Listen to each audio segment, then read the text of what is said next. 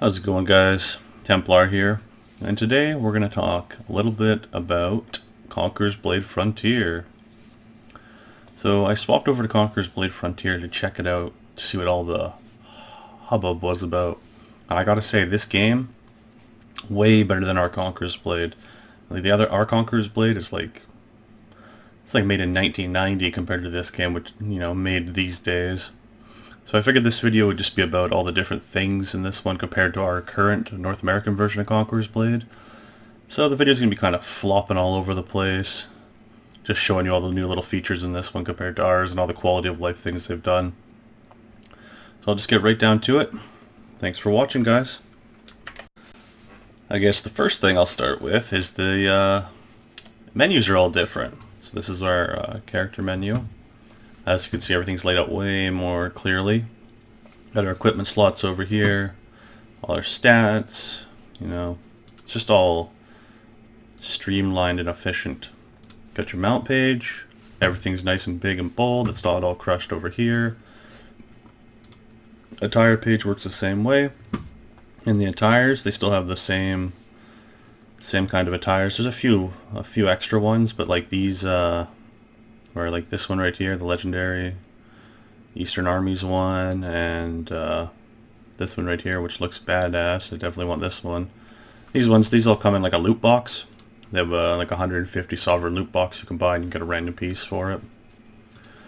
You have all these weapon skins. Look at all these different types there. These ones are loot box ones. They look awesome too. I can't wait to get some of those. Of course, you have your horse armor. Still same horse armors. I only run Nodachi right now, but as you can see, the skill pages look way better. And if you didn't notice on the bottom here, look at that. I have Tiger's Claw, Bloodthirsty, Fearless and Steadfast, and Monstrous Blade. You can run 4 abilities instead of bothering to use your ultimate, which is amazing with some of the classes. Some of the combos you can do are like godlike. I can't wait to get back in the weapons because it definitely changes the way the game plays. They've also changed some of the abilities on the other classes. Like I know the longsword didn't get such a big nerf. The heal's still there. The shield dash is still there. It's not as strong, but it's not like our version where it does nothing basically. So they've done some number balances. I'll have to go through them all and see if there's anything crazy that's changed. And yeah, the career page looks a little better. I think it just looks a lot better, just all clean, black and orange like this. Nothing crazy. The coloring scheme. And yeah, that's this character menu. I'll go through the other menus now. So we have Barracks. The Barracks looks 100% different. This is awesome. So if you want to pick a specific unit to build, you would just click plus, and then boom, this is your Barracks you can build. These are all your melee units right here. You don't have to go through a long menu. Same with ranged, same with the cav. The unit tree looks better. It's kind of almost the same, but with these little cards, I think it really just cleans it up a little bit. There's some premium units in the game. I guess I can go over these right now. So you have the Huaidong Pikemen, which are just like a premium pike. So you can spend money to get these. And as you can see, after combat you get 10% experience, 10% bronze, and 10% honor.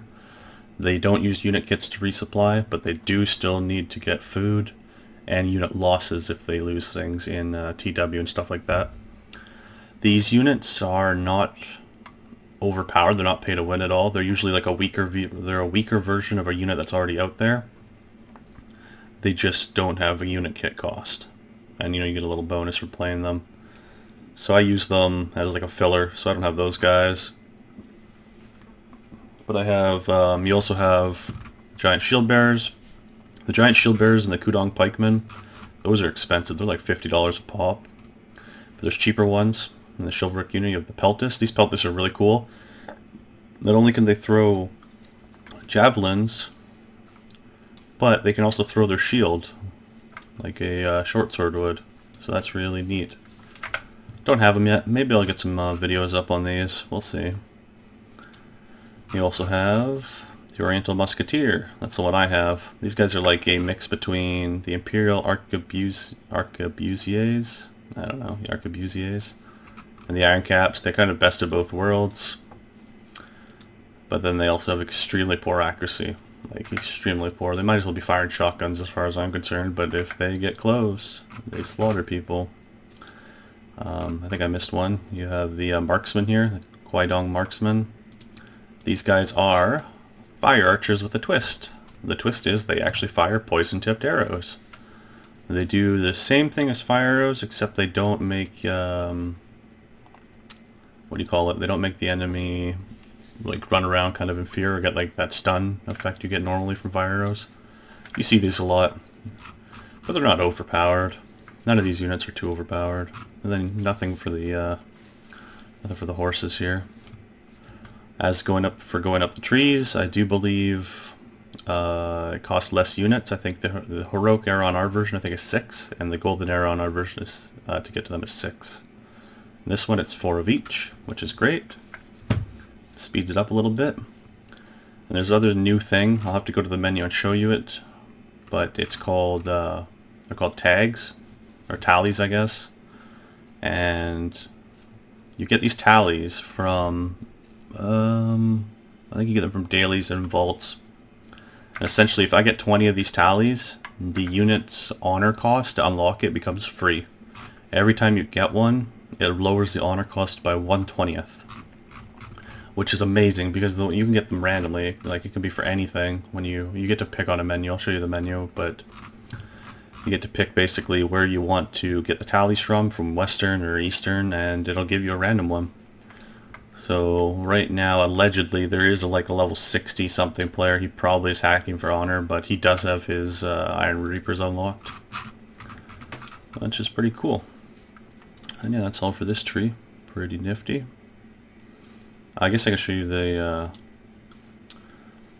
just the little unit details. The menu is a little more cool. It's just all cleaned up. The UI is definitely cleaned up, is basically what I gotta say. You have your unit training. Here's your veterancy tree, and it'll actually show you where its stats go. So I'm working on my Iron Cap Scout Cav right now, which are extremely good on this game. The meta is definitely different. I'm uploading a Siege right now, so you'll see that, but the Chinese server does not mass range like our server does. They like to mass a ton of shield walls. Like, you will see shield walls everywhere. So, and Cav too, they love Cav. So you'll just see Cav charges going all over the place with, like, there could sometimes be 3 lines of shield walls with one group of archers behind them. So it's definitely a big change. Yeah, so that's all for the Barracks tree, I guess. I'll go over to the Mercenary Merchant, and I'll show you guys the hero souls. Alright, so here we are, the Mercenary Emissary. So you go to the Mercenary Emissary, and you have these little tags. See, unit tags and soul salvage. I don't actually know what this look for units thing does. Oh yeah, here it is right here. So, as you can see, these are the things you can kind of get for your tags. If you go to the Western one, the Mountainous Village will give you a chance for just completely random units. Deerland Outpost can give you a chance for Iron Reapers and Firelance Cav, and then random units. So there'll be like the 3 legendaries, it'll tell you what it can give you, and the rest will be just random units of that kind of faction. And then over here, this is the coolest part of the game. Like, it changes Conquerors Blade completely. These are how you get hero souls, or just souls, I guess would be the term. Now the souls, every day it changes what battlefield you can harvest souls from, and they do different things. So these are legendary Cav souls today, I guess. So you can get specific souls specific to cavalry, including increased piercing damage, increased slashing damage, increased blunt damage, armor pen. So you can get any of these when you do a solo visit, and you have to get these battlefield scrolls. And as you can see, the battlefield scrolls are acquired from weekly quests and campaign reward chests. The unit records, which are the ways to get the units, you can get those from secret vaults, I guess. But I've gotten them from a few other things too. I think you can get them from battles also. I'm not 100% sure yet. I haven't gotten too many of them. So yeah, this Mercenary little update they did really changes the game. I forgot to show you in the Barracks, I got some on my Iron Cap Cav. Where is it here? So see, I got increased armor pen by 75, increased health by 250, and increased slash and defense by 65. So you can pretty much, and these are only the green ones. I guess I can show you the inventory menu. Here's my inventory, a lot more streamlined looking too.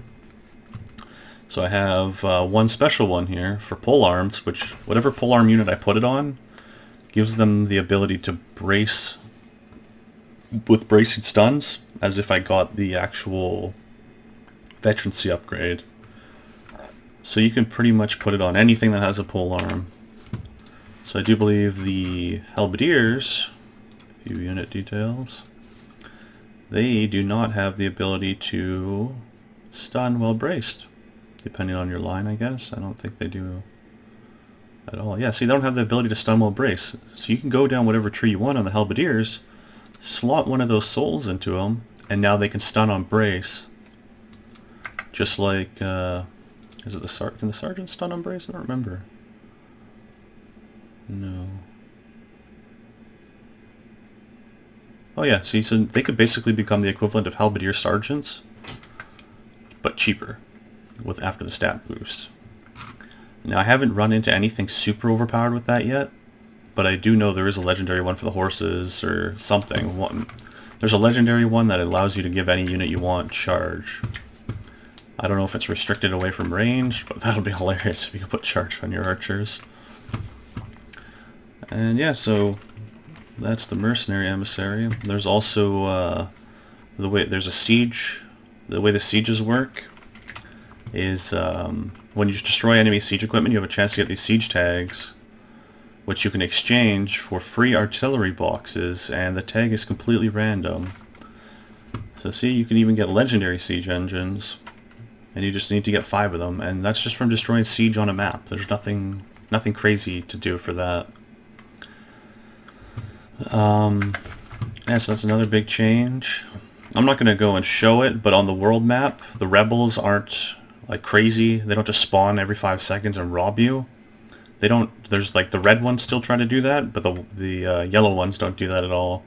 What you can actually do with the rebels is, if your unit is stronger than them, or your army, you can actually counter rob them and take the bronze reward, or the copper reward, the bronze reward without even actually doing the fight. So sometimes you can get a string of like 10 in a row, where that's anywhere between 200 to 1,000 copper per match. And, or bronze, sorry, I don't know why I'm saying copper. Bronze per match, and yeah, you don't even have to fight them. On top of that, the actual commanders on the rebels, they're not super overpowered. You can easily 1v1 them like a hero, but they will use their abilities upgraded that will dodge roll. They're super cool that way. Another thing on this one, on Conquerors Blade Frontier, that makes it a lot better, you have an early access special. So if you get the game now for 15 bucks, you get 30 days premium, 1,000 sovereigns, and a free weapon skin.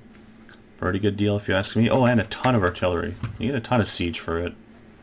It's a lot better than what we got on the other Conquerors Blade, that's for sure. So, you know, if you want to pick this game up, now's the time to get it. Another thing we have... Oh, yeah, I bet you noticed here.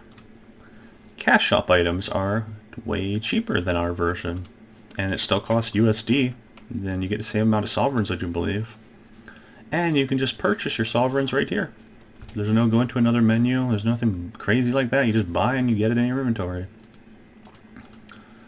And yeah, so this is the actual cash shop. If you're into that kind of thing, way better. They don't try to rip you off as much. And yeah, this is the loot box they have I was talking to you about. 150 sovereigns for it. Not too bad if you like to collect the skin game like I do. Another cool thing about this version is the auctioneer.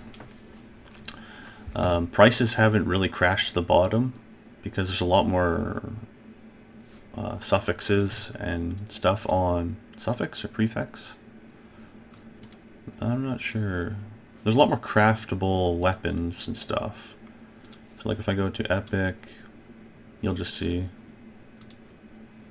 I don't know, I'm using a Nodachi right now. Like they have these Bloodloan heroes, but then they also have like all the... That's Fiefs? They have all these little upgrades on them. They sell craft weapons all over the place here. Skill pages. I know everybody loves skill pages. There's hundreds of them on the market for all the weapons. Depending on how swamped it is, skill pages can be between 15,000 normally to all the way up to 30,000 silver, so you can make bank off of skill pages. Nothing too crazy there, but that's nice. There's lots of different, you know, schematics for epic rank. People sell craft stuff on here. The prices are all pretty high, but I think it's a lot easier to get silver too.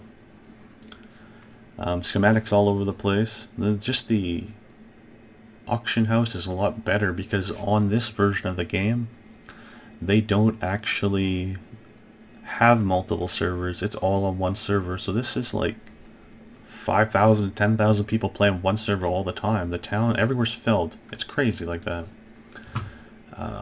You know, you can get special siege engines. There's not just like our normal siege engines. Is it epic rank? I saw one here. They must have sold out. There's like a giant ballista. It's like a big version of our ballista, and you use it to like knock castle doors down with and stuff. It does like 30,000 a shot. There's also a catapult. You can use the rocket artillery. There's just a ton of different things in Siege. I haven't even explored it all yet because I'm obviously not even maxed out yet. And then, yeah, the meta on this version of the game is a lot different. They don't use archer spam. Like, as soon as I came to this version of the game, it was like a massive weight was lifted off my chest. Like the Chinese players or whoever's on this server, Oceanic players, I guess, they know how to play the game in a different way than we do. They use, like I was saying, shield walls, cavalry charges, pikes. They don't, you won't see 10 groups of archers in one spot. You might see one or two. And their heroes, they like to use their heroes with their units more than, you know, soloing. You'll see them kind of solo once in a while, but it's nothing too interesting there. So you get, I put up really good numbers. I probably doubled my numbers since I got to this version, but I just got into the 60s kind of era, so I don't have the ability to... I'm not even level 60 yet, actually. Well, yeah, I'm in the queues. I think the queues cut on 30 and up on this one. And yeah, so I'm with the higher tier players, but they have like a prestige system, and I don't really understand it 100% yet. I think if you're over blue, they have like little flags. There's like green flags, I think you're over 100. Blue flags, you're like 200 plus. And that's all for that. This is the UI. It's just mostly the UI that's different, actually, for all this stuff. We do have a house we're working on currently. It's called YuckFou. Our lord is Midex, and we have a lot of these guys are from NA. As you can see, here's our ID. We're just working on it. If you guys do end up coming over to Frontier, I can put a link on how to do it if you guys need the information. It's all over the place on Reddit right now, though. Yeah, come hit our house up. Here's our ID. Our name's YuckFou. Thought it was pretty funny. Just tell them Fire sent you, I guess, and Midex or Jake or Bammy can hit you up with an acceptance there. We're working on the Discord today, probably. And yeah, that's about it, I think, for the differences. Oh, I guess the downsides on this version, we don't have... Oh, as you can see, the map's a lot different, too. Here's the kind of... Every house has its own territory color, so you can easily see how much turf they control, and you don't... Well, this isn't taken yet, actually. But, as you can see in Osteria, there's a bunch of guilds, but nothing's like super big or anything like that. Everyone's kind of fighting all the time for territory. The borderlands aren't open up, that's a downside on this version. And we don't have the chivalric units yet, which sucks too, but hopefully we'll get those soon. Essentially, Booming Games is working on this version of the game, which is the newer version, the my.com version, my.com kind of screwed them over.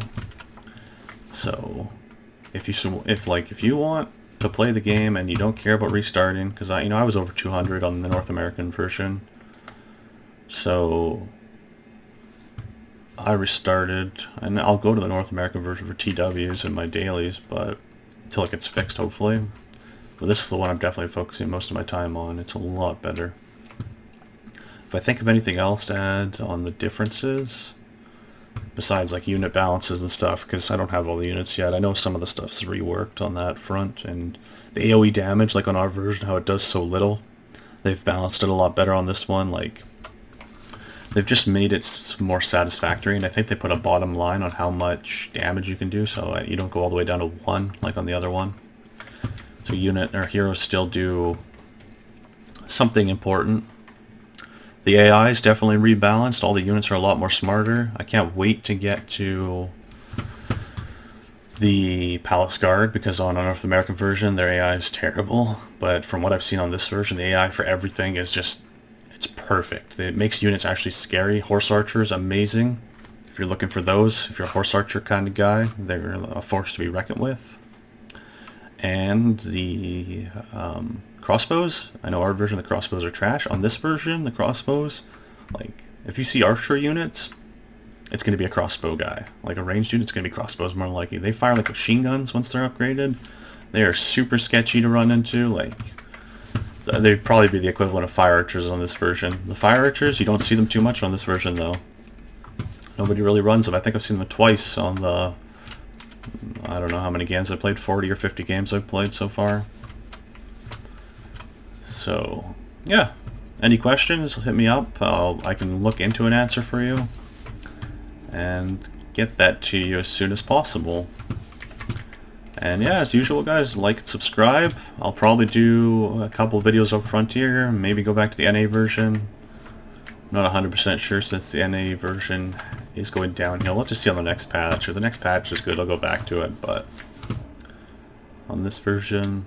Oh, and yesterday, there was a glitch that happened on this version, Frontier, where we went outside of Liangyu and teleported into the Borderlands somehow, like under the ground there. Couldn't move, couldn't do anything, even when he logged out. And within like 10 minutes, we ended up fixing it ourselves, but within 10 minutes the developers had already had a working fix for the glitch and had put it in the game already. That's how committed these guys are. These guys want this game to succeed. Unlike my.com, that's kind of just being traitorous to us. They don't give a crap. They just want our money. These guys want to see their dream come true kind of deal, it seems. And yeah, I don't know, the other quality of life things, graphics are much more amazing. The sound is much more amazing in this game. Pretty much everything's just an upgrade. Like I said, it's like going from a 90s game to a modern game. And yeah, sorry this one was just kind of like a boring run-around rant, but I figured people should know what the differences are between the two, and hopefully come over here until the NA one's fixed. Or the Frontier is apparently supposed to come out on the NA servers once it leaves open beta, which is in 2 months or so, and I think. I don't have 100% confirmation, but this is the feeling I'm kind of getting. And yeah, come on over and see for yourself. It's only like 15 to 20 bucks depending on what country you're from, and come join us, and we'll carve ourselves a little path in the oceanic servers. Thanks for watching, guys. Have a good night.